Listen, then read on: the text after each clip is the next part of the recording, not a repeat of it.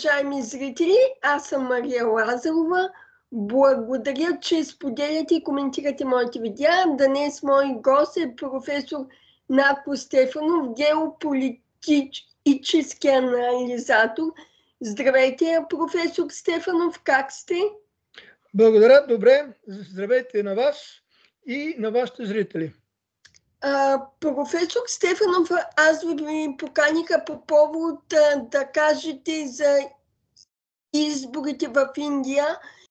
И първият ми въпрос е: какво е управлението на Индия? Сега, трябва да кажем, че Индия е безспорно най-голямата страна като население в света и най-голямата демокрация. Фактически в Индия имаме многопартийна система, имаме двукамерен парламент, т.е. с две палати. Значи това е горната палата. Горната палата е така наречената съвет на щатите и долна палата, Лок Сабха, която буквално означава народна палата или народна палата, така може да кажем. Другата е палатата на съвета на щатите, горната палата, а долната е палатата на народната палата, палатата на народа. Лок Сабха е тя. А другото е Раджия Сабха. Горната палата е Раджия Сабха. Трябва да кажем, че фактически това, което предстоят, т.е. не предстоят, вече започнаха тези избори на 19 април и те ще продължат фактически до 1 юни. Това са до 4 юни ще бъдат резултатите. Те са на 7 етапа ще върват тези избори. Това са така наречените общите избори за Народната палата, за долната палата на Индийският парламент. Докато горната палата там се избират 233 депутата, плюс 12 са назначени от президента. Долната палата, която е по-важната фактически, избира 543 депутата, плюс 2 назначени от президента. Тоест 545, но ще избира 543. Трябва да кажем, че това са най-големите избори в света през цялата история на човечеството. В списъците, избирателните списъци са вписани 968 милиона човек. От над 1 милиард и 400 милиона население на Индия ще гласуват, т.е. в избирателните списъци ще са 968 милиона. До сегашните проведените първите турове, трябва да кажем първите етап, са участвали над 60% от имащите право на избор. Тоест това безспорно са, повтарям, забележете, най-големите избори в историята на човечеството, в целия свят. До сега не е имало такива избори. Значи тези избори се провеждат на 5 години, като предишните избори бяха 2019 година и забележете, на предишните избори в избирателните списъци имаше 150 милиона човека по-малко. 150 милиона човека по-малко, а сега са 968. Виждате какъв голям скок прави населението на Индия и колко много хора са вече вписани в тези, тъй като имат право да гласуват, са вписани в списъците, избирателните списъци и там си има право да се гласува от 18 годишна възраст. Гласува се в едномандатни избирателни райони с мнозинство се избира този, който е депутата в този многомандатен избирателен район. Фактически Индия действително е най-голямата демокрация и тази демокрация не е само плод на британското владичество, както обичат да говорят на Запад и особено в Великобритания, а трябва да кажем, че в Индия от край време си има едно такова избиране на местни съвети и така нататък и така нататък. Тоест, още от древността. Нали така? Там си има общините, където в общините хората са били избирани. Тоест Индия има своите дълбоки, бих казал, демократични традиции на народовластие. В тези избори ще участват 6 основни партии, които до сега са били в парламента. До сега водещата партия, която така 3 години вече водещата партия в властта, която сега ще бъде 2 пъти печели изборите, е така наречената Бхаратия Джаната партия, т.е. Индийска народна партия. Индийската народна партия, водена от министър-председателя Нарендра Моди, който до сега е 2 мандата бил министър-председател и сега, ако пак бъде избран, а прогнозите ще бъде, че той пак ще бъде избран, това ще бъде, значи, 3-тият мандат на Нарендра Моди. Безспорно той е силен министър-председател, ползва се с много сериозна подкрепа в обществото. Фактически Бхаратия Джаната партия, т.е. Индийската народна партия, тя е създала така нареченият Народен демократичен алианс, в който влизат една част от тези 6 големи партии на Индия, за които вече стана дума, от тези основните партии. Това е дясна и десноцентрична коалиция, която се характеризира с специална идеология. Специално това е идеологията на Бхаратия Джаната партия, т.е. на Индийската народна партия. Тя е така наречената идеология хиндутва.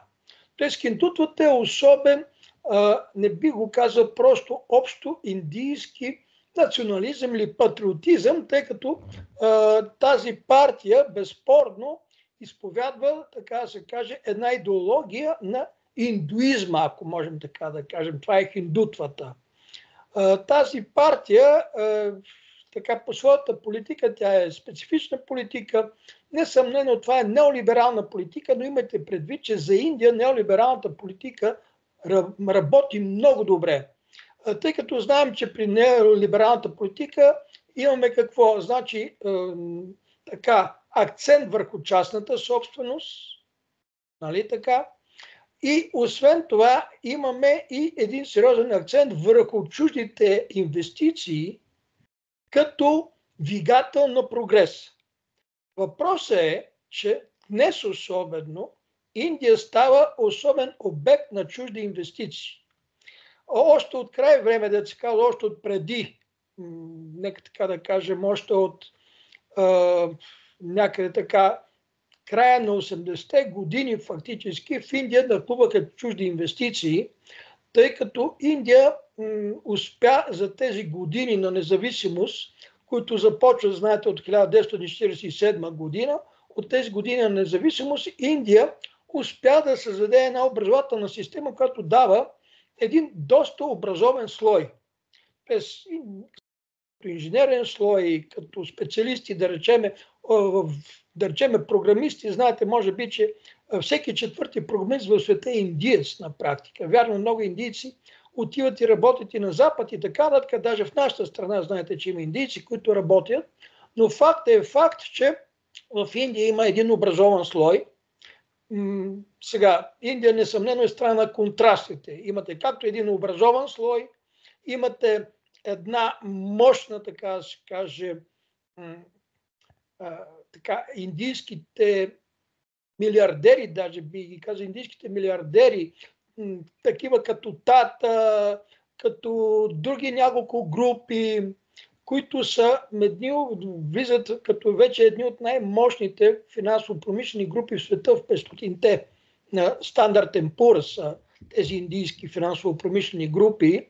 Но освен това, ние там имаме една огромна част от население, което живее на село, което живее, да се казва, в едно общество, което не се различава много от това какво е била Индия, да речем, 1000 години назад. И тук тя е пък характерна с така наречената голямата малка икономика на Индия. Тоест, това са различни видове малка собственост, дребна собственост, но те често пъти са свързани с едни такива много интересни връзки по съседска, по роднинска линия, по общинна линия и така нататък.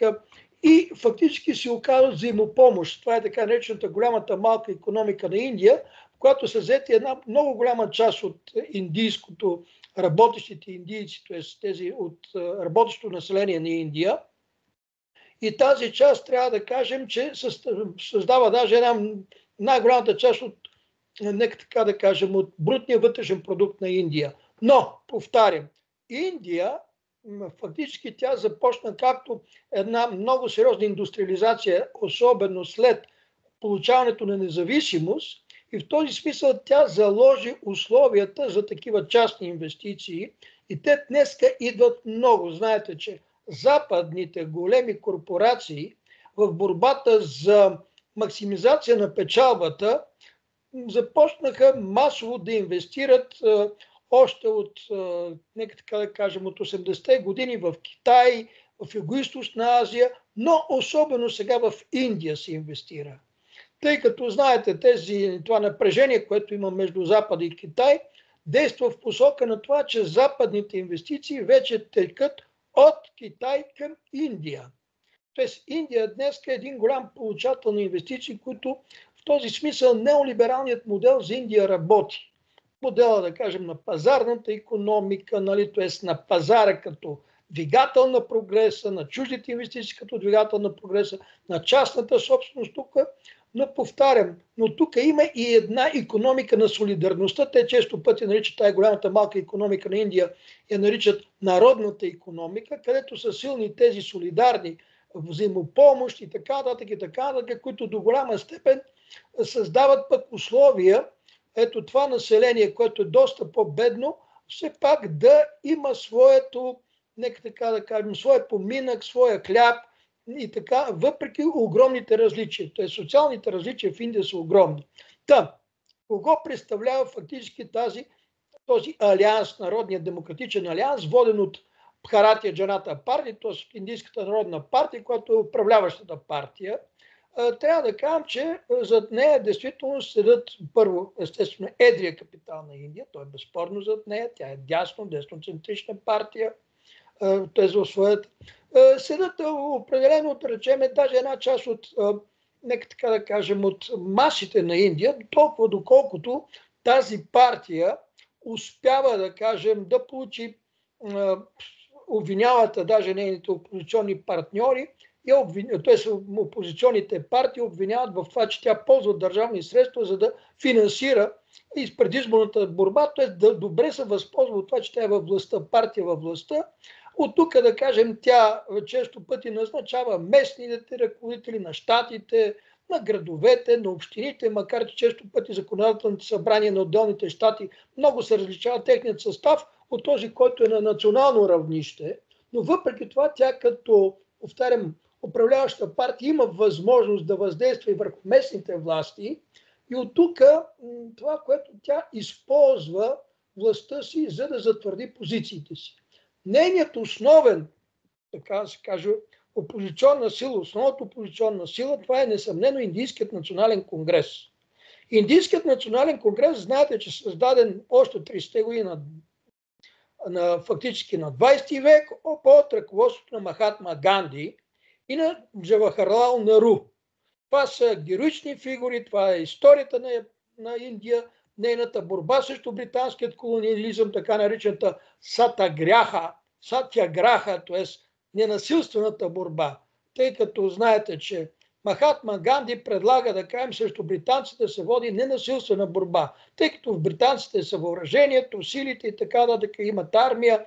Да, армията е индо-британска, така да се каже, т.е. част от войните са индийци, но така или иначе това е под командването на Великобритания. И по тази причина борбата, която се води от индийците под ръководство на Индийският национален конгрес, това е какво? Това е фактически ненасилствена борба. Ето да кажем, той предлага да не се купуват британски стоки, никакви британски стоки. След това, доколкото Великобритания създава един монопол по отношение на солта, той казва не, ние няма да купуваме сол, ние сами ще си правим сол. И се има така наречен солен марш, където Махатма Ганди със своите привърженици отива до океана, до Индийският океан и там почва да добиват сол. Те са арестувани за тая работа, но протести са толкова големи, че в крайна сметка те са принудени да ги пуснат. Както и той предлага, да речем, всичките да си тъкат сами платовете, да не купуват от Британия фабричен плат, и той дава пример с това, че той сам си изтъкава дрехата. Вие знаете, ако сте гледали портретите на Махатма Ганди, той е облечен в едно сари, който той самият си изтъкал. И той даже предлага, нали, знамето на бъдеща Индия да бъде в трицветно, горе-долу като нашия флаг, червено, зелено и бяло, което изразява трите основни религиозни общности в Индия, нали, хиндуисти, мюсюлманите, зеленото, и бялото, това са другите религиозни общности в Индия, включително сикхите, а пък на фона на червено-бяло, зелено-бяло, т.е. като българско знаме, това е един такачен чекръг, нали, индийски, традиционен такачен чекръг. Т.е. това е знамето, което той предлага да бъде на една свободна Индия, но това, знаете, тя ще приема друго нещо като флаг, т.е. днешният флаг се отличава от това, което предлага Махатма Ганди. Така или иначе, трябва да кажем, че фактически Индийският национален конгрес, това е ляво, той създаде една също коалиция, това е коалицията за Индийска национална коалиция за приобщаващо развитие, така може да се преведе, която на английски първите думи на тази, така, абревиатурата на първите думи на този алианс, на тази коалиция, се четат Индия. Индия. Въпросът е обаче, че тази ляво- и лявоцентрична коалиция, в нея влизат Индийският национален конгрес, влиза, да речеме, Индийската комунистическа партия, марксисти и други такива леви и левоцентрични сили, които някои от тях, да речем, в своите щати са много силни, като да речем в Керала и щата Керала, там обикновено Индийската комунистическа партия е управляваща партия. Но що се отнася до най-големият щат на Индия, това е Утар Прадеш. Утар Прадеш живеят 240 милиона човека. Чувате ли цифрата? 240 милиона човека, там избирателите 80 милиона и те избират най-много депутати в Лок Сабха, т.е. в Народната палата, но трябва да кажем, че там пък доминира именно фактически Джаната партия, т.е. Бхаратия Джаната партия, Индийската народна партия, т.е. това, което ние наричаме фактически партия, дясно-центрична партия, начало с Нарендра Моди. Тя там доминира. Така че виждате, тук имаме страшно много партии участват в тези избори в Индия. Покрай тези шесте основните, обединени в, повтарям, два съюза. От тези шесте основни партии само една партия, която наричат партията Дал, далските, пантерите на Дал, така се превежда нейното име от индийски. Това е партия, която представлява интересите. Тя не участва в нито един от тези. Нейният символ е слон, между другото, на тази партия. Пантерите на Дал. Значи там нейният символ на тази партия е слон. А това е партия, която изразява интересите на онези слоеве, на онези касти, които са извън кастовата система. Разбирате ли, има така да се каже неприкасаемите. На различните религиозни малцинства и на неприкасаемите, ето тази партия изразява техните интереси. Тя заявява, че не ще участва в изборите без да влиза в никой един от тези два алианса. Въпросът е, че левият алианс, Индия, начало с Индийският национален конгрес, трябва да кажем, че този алианс, част от този алианс така частично излезоха партии от този алианс. Тя не успя да събере всичките леви сили на Индия за борба срещу фактически Джаната партия, тази Индийската народна партия, която безспорно е много, много силно, има най-много депутати в парламента и се прогнозира, че и сега и при този парламент тя пак ще има най-много депутати. Сега, това, че Индия с удоволствие приема, нека така да кажем, чужди инвестиции и се възползва от това нещо, това играе и една особена геополитическа роля. Знаете, че Индия успява да бъде както член на ШОС, на БРИКС, знаете кое е ШОС, Шанхайската организация за сигурност, тя влиза там с една друга страна, с която имат враждебни отношения, това е безспорно Пакистан. Знаете, че на времето британска Индия, голямата британска Индия, която е смятана за диамант в короната на британската империя, британска Индия влизат в нея територии, които днеска са извън Индия. Това е при всичко Пакистан, който на времето това е мюсюлманско население и поради тази причина при получаването на независимост на Индия 1947 година фактически страната се разделя мюсюлманското население в два така компактни области. Това е източен и западен Пакистан. то се отделя като страна Пакистан, също Бирма се отделя като отделна страна, а фактически по-късно източен Пакистан се отделя от западен Пакистан и това е днешният Бангладеш. Бангладеш фактически и трябва да кажем, че особено Индия на времето помага на Бангладеш, но що се отнася до тогавашният западен Пакистан, а днес просто Пакистан, там нещата имат спорни територии и по тази причина нещата са така доста, имат враждебни отношения помежду си. Но това не им пречи да бъдат, да речем, в Шанхайската организация за сътрудничество, където влиза Китай, където също между Китай и Индия също има някои спорни територии, те са даже между Китай, Индия и Пакистан. И от тук да кажем също има така, няколко пъти имаше доста сериозни военни конфликти, включително и неотдавна имаше военни конфликти между тях, което пък така създава едно впечатление в Запада, че едни инвестиции в Индия биха могли на Запада да получи в лицето на Индия, нека така кажем, един съюзник срещу Китай, който да балансира, нека така да кажем, до голяма степен влиянието на Китай в зоната на Южна, Източна и Югоизточна Азия. Сега, истината е, че действително Индия влиза в един така съюз, който е Куад. Т.е. четиристранното споразумение, така нареченото Куад, нали, четиристранно споразумение, в което влизат, забележете, Щатите, Австралия, Япония и Индия. Куад по принцип е насочен, бих казал, срещу Китай. Несъмнено той има за цел да сдържа Китай. Ето виждате, да кажем, тази интересна роля, която играе Индия. Тя от една страна е в ШОС, тя е в БРИКС, но тя е и в Куад. Тоест, тя се старае да не се кара с Запада, да получава колко се може тези инвестиции, които да помагат за нейното развитие. От друга страна, тя гледа да поддържа много добри отношения, особено с Русия.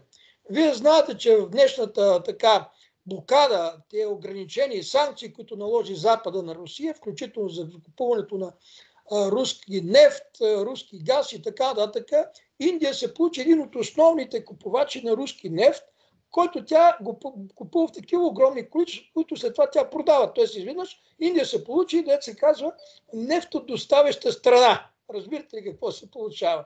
Но Запада не смее така да накаже Индия да й наложи вторични санкции, именно защото се старае да я спечели на своя страна. Ето виждате каква сложна обстановка има тук.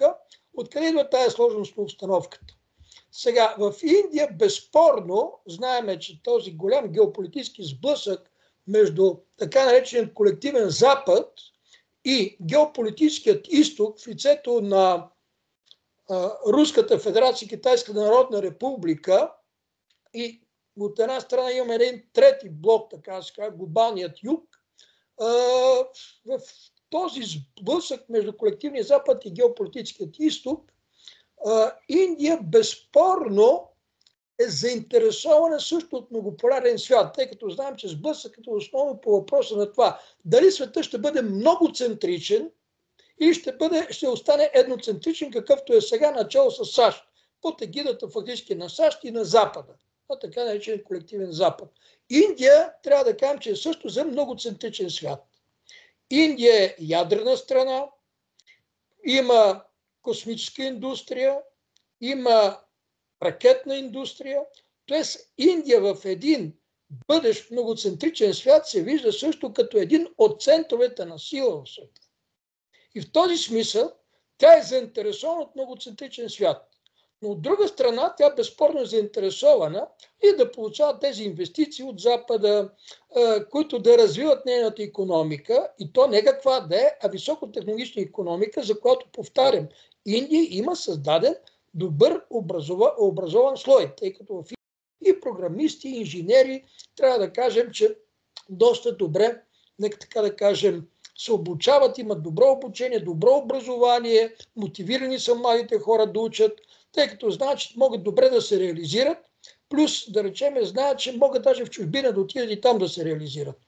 Тоест, ето такава е Индия днес и това е, което и предстои да се реши на тия избори. Но трябва да кажем, че независимо кой ще вземе властта, а там знаете, че начало на Индийския национален конгрес, основна една така доста влиятелна фигура е Рахул Ганди, който, забележете, той е внук на Индира Ганди и правнук на Джавахарлал Неру.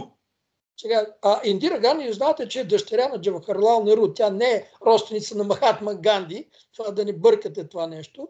Тя е дъщеря на Джавахарлал Неру. Индира Ганди, дългогодишната премиерка на Индия, лидерка на Индийския национален конгрес. Да, сега лидер там е друг човек, но нейният правнук, така да се казва, правнук на Джавахарлал Неру, е също един от влиятелните фигури. Така че независимо, а те са, бих казал така, малко повече проруски настроени, отколкото са, да кажем, Джаната партия. Но това не означава, че Джаната партия е антируски настроена, в никакъв случай прозападно. Те са именно индуистки, така се казва, хиндутва. Техната национална идеология е хиндутвата. Т.е. национализма, те гледат преди всичко интересите на Индия. И ако могат да кажат, те в никакъв случай, и един от ключовите интереси на Индия, естествено тя да бъде един от центровете на сила в многоцентричния свят. А не да бъде, да речеме, някаква страна, която да бъде, нека така да кажем,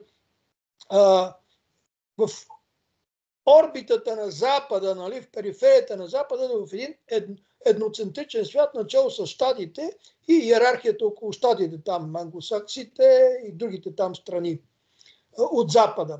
В този смисъл трябва да кажем, че Индия, независимо кой ще вземе пак властта, като прогнозите са все пак отново да се върне на власт на Нарендра Моди, тя в геополитически план, в международен план, смятам, че ще продължи тази си политика, даже и ако Индийския национален конгрес дойде на власт, което все пак вероятността е малка. Повтарям, вероятността е малка. Още повече, че Алианса Индия така не успя да се запази в първосъздадения му вид, т.е. да обедини всичките леви и левоцентрични сили и даже центристски сили, които биха били срещу Националния демократичен алианс, воден от Джаната партия.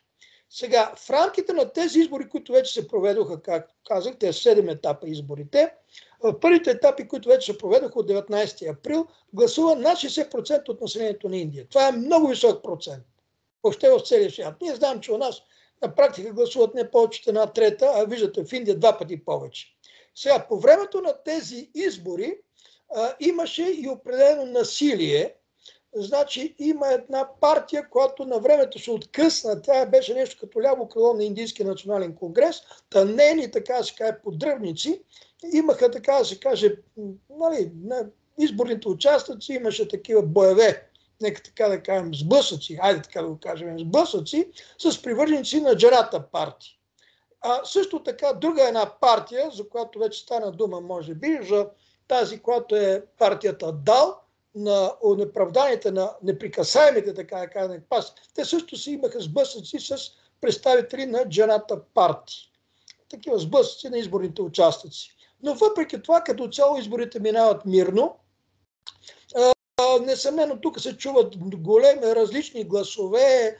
Както винаги, изборната борба е много напрегната, доста гореща, с много сериозни обвинения. Но въпреки това, като цяло, повтарям, изборите минават мирно и Индия фактически демонстрира, повтарям, тези всеобщи избори, най-големите в света за цялата история на човечеството. И тези избори минават определено мирно. Те все пак мъдростта, тази хилядолетна мъдрост на Индия, все пак взема връх над всеки други партийни, така да се каже, междупартийни сблъсъци и партийни страсти. Така можем да го обявим това нещо. Това е накратко това, което може да се каже за тези избори. Предстои да ги видим. Резултатите ще излезат на 4 юни. Ще видим какви ще бъдат резултатите. И от 16 юни най-вероятно вече ще имаме ново правителство. И нова, естествено, и нова народна палата. Нова Лок-Сабха. Професор Стефанов, кажете, въпреки че Индия е в икономически прогрес, в момента пред какви проблеми е изправена? Сега, трябва да кажем, че Индия вече по така наречената паритетна покупателна способност е вече трета икономика в света. При това забележете, значи Индия демонстрира в момента най-високи темпове на растеж сред големите страни. Тя даже изпревари Китай по темпове на растеж. Така че Индия в момента е в, така да се каже, един мащабен растеж, и което е много интересно, този мащабен растеж засяга и високотехнологичните отрасли на Индия. Имате преди, че Индия вече е една от космическите сили на света. И при това Индия е тази космическа сила, която има най-малко, така да се каже, проблеми при изстрелването на своите ракети в космос. Не знам дали знаете, даже за последен път българско оборудване, космическо, летя именно на индийска ракета, тъй като те с тези ракети те играят и такава комерциална роля, т.е. който желая, плаща и може да бъде пратено там оборудване в космос. Ето за последен път, българско космическо оборудване летя именно с индийска ракета. Както вече казах, Индия е силна със своята софтуер, тя има и ядрена промишленост, т.е. Индия засилва, своите стремеж да бъде не само голяма икономика, като предсказва, че Индия даже може би ще стане втората икономика в света, ще може да изпревари Щатите до след 20 до 30 години, и това е целта, която се поставя Индия, може би, т.е. тя да бъде втората икономика в света след китайската, след 20 на години, да кажем, 30 години, да изпревари Съединените американски щати. При което, забележете, Индия сега упорито разработва и това, което се нарича изкуствен интелект. Тоест, ние виждаме пред себе си една страна, която, повтарям, вече, въпреки всичките проблеми, а тя си има сериозни проблеми, нека да го кажем това нещо. В Индия все пак имаме много сериозни социални и имуществени неравенства. Там трябва да кажем, че една част от населението живеят, тия свръхбогатите живеят в закрити, така да се каже, градове с високи стени, а извън тия високи стени живеят, да речем, доста бедно население. Аз ви казах, там си има общини в Индия, особено по селата, където живеят така и така работят, както са работили преди 1000 години. Тоест нищо не се е изменило. Има кастови различия, има религиозни различия, има етнически различия. Това е една много пъстра страна. Но въпреки тази разделеност на обществото, на касти, на религии, на етноси, на социален план, все пак това е една страна, която успява да превъзмогне всичко до това нещо и да демонстрира един безспорен успех. И този успех я прави, повтарям, да, той я прави трета икономическа сила в света днес по паритетна покупателна способност. Професор Стефанов, последен въпрос да ви задам. Вече преминаваме към България. Вашия анализ за тази сложна политическа ситуация, в която България се намира, и как чуждите страни гледат на тази сложна ситуация в България? Вижте, значи последните тук дни имах възможност да пътувам в чужбина, и то на 2 пъти, и да се срещам с различни личности. Даже, присъствах на една конференция, чиято наименование беше от еднополярен към многополярен свят и към нов световен ред, към нов глобален ред. Разбирате ли? И трябва да кажам, че тя беше международна тази конференция. Тя беше в Москва. И там, за съжаление, присъстваха от много страни, включително от Западна Европа, от Великобритания, от Ирландия, от Франция, от Канада. Присъстваха от Индия, присъстваха от Китай, присъстваха от Виетнам, присъстваха от Африка, от Южна Африка, присъстваха от Казахстан, от Армения, от много други страни. От Сърбия, между другото, също имаше представители. И за съжаление, и така говорих и с тези западните, които са от Канада, от Франция, от Великобритания, трябва да кажем, представителите бяха много скептични по отношение на България. Да не говорим за другите представители, които постоянно ме питаха, как така вашата страна, която беше на времето най-голям приятел на Съветския съюз, сега стана най-голям враг на Русия. Тоест, руснаците също бяха много така скептични по отношение на България. Те казаха, вие на времето ни се пишехте най-големи приятели, вие получавахте много помощ, получавали от Русия и за освобождението на България, от Османско иго и за по-нататък. И даже ако щете, знаете, че присъединението на България, кой го плаща това съединение? Русия го плаща. Знаете това нещо, 1908 година.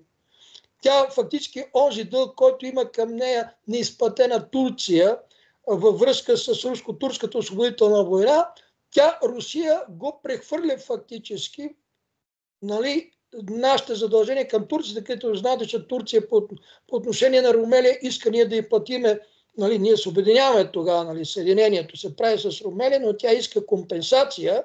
Ето тая компенсация Русия плаща с дълга на Турция. Като ние остава да плащаме на Русия фактически за тая компенсация, за там 20 години напред, обаче фактически ние не сме платили нито една стотинка за това нещо. Тъй като след време идва фактически Съветския съюз и той всички тия договори на Руската империя ги обявява за невалидни. Ние на Русия фактически не сме платили нищо за това не. Така че и те се питат, да не говорим, че България беше спасена от трета национална катастрофа благодарение на Съветския съюз. Това е толкова известно, че няма на къде. И ето, въпреки това, за пореден път в един голям сериозен сблъсък, както по време на Първата световна война, Втората световна война и сега в този сблъсък на Запада с Русия, ние не вземаме някаква, бих казал, неутрална позиция, а ние сме пак на страната на враговете на Русия. И аз за това, знаете, може би съм председател на Българския национален съвет за мир и аз за това постоянно призовавам. България трябва да стане зона на мира. Зона на мира не означава ние да нямаме, дето се казва, своя армия. Това означава едно нещо. Ние да искаме от страните членки на Съвета за сигурност, постоянните членки на Съвета за сигурност, да признаят статута на България като зона на мира. Нашите съседи също да ни признаят този статут. Тук да няма чужда армия, да няма чужди войски, да няма чужди бази. Ние трябва да излезем първо от военната организация на НАТО, след това въобще от НАТО, ако искаме да сме страна на мира. България да стане зона, където да се водят мирни преговори, да се водят фактически всякакви действия, културни, обществени, социални, така нататък, във връзка с мира по земята, тъй като днес човечеството е заплашено от световна война. Разберете го това нещо. Ето тия западни представители, които бяха на тая конференция, те заявяваха, те не бяха привърженици на Русия в никакъв случай, но те бяха хора, които умислят рационално. И тяхното желание беше да разберат доколко и как, какво може да се направи, така че да не стане европейският континент още един път територия, където да се води световна война. Защото тази световна война може да се окаже, тя даже няма да бъде световна, ще бъде глобална, тя може да се окаже край не само на Европа, но и на човечеството. Но най-вече такава война да няма тук, на европейския континент. Ето това беше целта на тези хора. Те бяха дошли именно това нещо да коментират, да дискутират и така нататък и така нататък. И тук трябва да кажем, че на всички им е ясно, че нашата страна е станала страната на 4-те Д. Навсекъде. Ето, преди това бях в друга страна, навсекъде им беше ясно, че страната на 4-те Д. Какво означава 4-те Д? Деиндустриализация, деаграризация, деинтелектуализация и депопулация. Ние сме страна в тежка социодемографска катастрофа. Кой от тези партии, които днес бяха в парламента, доскоро бяха в парламента, говори за това нещо? Предлага някаква програма, стратегия, България да почне да излиза от тази страшна демографска катастрофа. Разберете го. Ние сме все още в първата фаза на тази социодемографска катастрофа. Влезем ли във втората? Вече никаква тази стратегия не може да ни помогне, защото тези демографски процеси са инерционни. Веднъж започнали, те върват дълго време. Ето, даже ако днес започнем тук да решаваме тия демографски проблеми, ефектът ще чуе чак след 5-10 години. И обратното, тия негативни, деца се казва, демографски проблеми, те не могат да бъдат спрени веднага. Вие знаете, че у нас, за да имаме реално така възпроизводство, е необходимо да се раждат над 100 хиляди деца. А у нас се родили 50 хиляди и намалява постоянно броя на децата, които се раждат у нас. Да не говорим за мигрантската маса, да не говорим за тая ужасна политика, проведена от така наречената сглобка, където те решиха в името на тая зелена сделка да се покажат толкова евроатлантийци, че решиха, че трябва да се затворят над 40 на 100 от електромощностите на България. Тоест ТЕЦ Марица Изток. Какво ще стане с тия хора? Какво ще стане с електричеството на България? Ние ще трябва да купуваме тогава. От кого ще купуваме? От Турция. Ние все повече зависим от Турция. Газ, нефт, електричество. Ние зависим от Турция. И какви цени ще ни сложи Турция тогава? Какво ще стане тук? Ние в 21 век ще минем към газени лампи, може би. Към свещи ще минем. Вие разбирате за какво става дума? Те, знаете, че ни успокояваха тук, ето, дигнал се дохода, какъв доход се е дигнал. Те взеха заеми, огромни заеми. Кой ще ги плаща тия заеми? И хвърлят, така да се каже, пари сега, запушват разни дупки, обаче утре даже и заеми не може да вземем, защото се утежнява. Ние влизаме в дългова спирала и тази дългова спирала, извинявам се, кой ще ги плаща тия пари? Кои? Внуците ни, които няма да ги има. Неродените деца на България. Никой не мисли по тия въпроси. Разберете, от тия големи партии, така наречените големи партии, но особено управляващите на сглобката партии, те сега се карат по най-грозен начин, отвратителен начин се карат. Те фактически делегитимират държавата чрез тия грозни караници, чрез корупцията си, чрез кражбите си. Вие разбирате ли какъв ужас? Едно, че десуверенизираха България. И те десуверенизираха за всичките тия глупости, идиотщини, които правят. Те и делегитимираха държавата у нас. Българина се затвори в себе си. Българин в момента в будна кома. Нали знаете какво е будна кома? Летаргия такава. Където вие не възприемате, вие наблюдавате, виждате, така да се каже, сигналите отвън. Но вие не реагирате на тия сигнали. И затова отвратеното това население даже не дига да се бори за правата си. Ние гледаме как унищожават България и мълчим. Мълчим. Ето, виждате, опасността България да бъде вкарана във война срещу Русия нараства със всеки момент. Имаше един военен министър на войната, макар че ние имаме Министерство на отбраната, но това беше министър на войната Тагарев, който даже заяви, не само, че от огромни количества, ние се изпразни нашата армия, ние нямаме вече запас, защото всичко предадохме, деца на Украйна. Погледнете, даже тия два блока, които дадохме на безценица, фактически подаряваме на Украйна. Какво е това нещо? И сега ще строиме някакви атомни електроцентрали, които кой знае след колко време ще станат за 10 пъти по-висока цена. Това е безумие, което прави нашата така наречена политическа класа. Разбирате, това е безумие. Тя унищожава страната фактически. Нашата страна вкарат в агония. Знаете какво е агония? Това е състоянието между смъртта и живота. Ето това е моето мнение за днешната ситуация в България политическа. И ако не се стресне българския народ и не се дигне да защити себе си, няма да има кой вече да го защити. Русия няма да дойде. Русия вече е една доста рационална страна, доста прагматична. И тя вече ни е яла по парата, вече трети път яде тая наша попара. И особено ако ние тръгнем там да пращаме войници да бъдат срещу нея, трябва да кажем, че тогава, според мене, няма да има вече такава страна. Разберете го. Няма да има такава страна. И българинът това трябва да го разбере.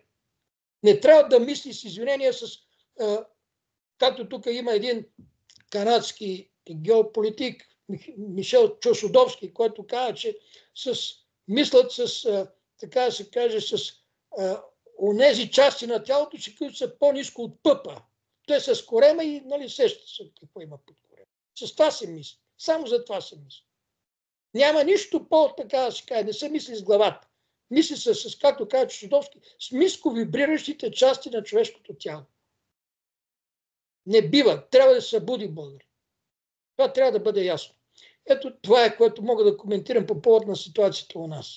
Съжалявам, обаче, смятам това, което прогнозирам, че пак ще ги видим тия, дето се караха, дето се хващаха за гушата, както се хващат за гушата, плюят и така нататък. Утре пак, като им казват от посолството, ще ги видите пак в нова сглобка. Ето това е трагедията. И това ще бъде, защото масата хора, да, отвратени, обаче те няма да отидат да гласуват. Няма да могат да изберат, а има, вече се появиха някакви сили, които все пак обещават нещо по-различно. Има такива сили. И те вместо да ги търсят тези сили, да ги подкрепят, колкото и малки да им се струват днес. Те предпочитат да седи вкъщи и казва, аз съм отвратен и няма да гласувам за никой. Ти като не гласуваш за никой, гласуваш именно за тези от сглобката, нека така да кажа, които пак се сглобят, бъдете сигурни. Това е, Мария, това е, което мога да кажа и да коментирам по този повод. Професор Стефанов, много ви благодаря, че приехте моята покана за интервю. Желая ви една хубава, спокойна вечер и весели празници и до нови срещи. Ами добре, и на вас също пожелавам светли празници и живи и здрави, да се казва, дано да сме живи и здрави и да вярваме в нашата родина, България, която е, забележете, страната майка на славяно-православната кирилска цивилизация. Защото една цивилизация, това е преди всичко нейната писменост традиционна и това е ритуалният език на нейната традиционна религия. А езика на славянското православие се нарича старобългарски. Да, те го наричат точно църковно-славянски, старославянски, но всичко това е старобългарският език. И ние сме майка на такава цивилизация. Ние това трябва да се гордеем, че сме майка на тази цивилизация. Да не забравяме кои сме ние, да не забравяме нашите традиции, да обичаме нашата родина. И само тази любов може да спаси България, на българите, към своята страна, към своята майка родина. Само това може да спаси България и ние трябва да се стреснем и да разберем, че тя е действително на смъртен удар, ако ние продължиме по същият начин. Благодаря за вниманието. Хубава вечер, до чуване, до нови срещи. До нови срещи.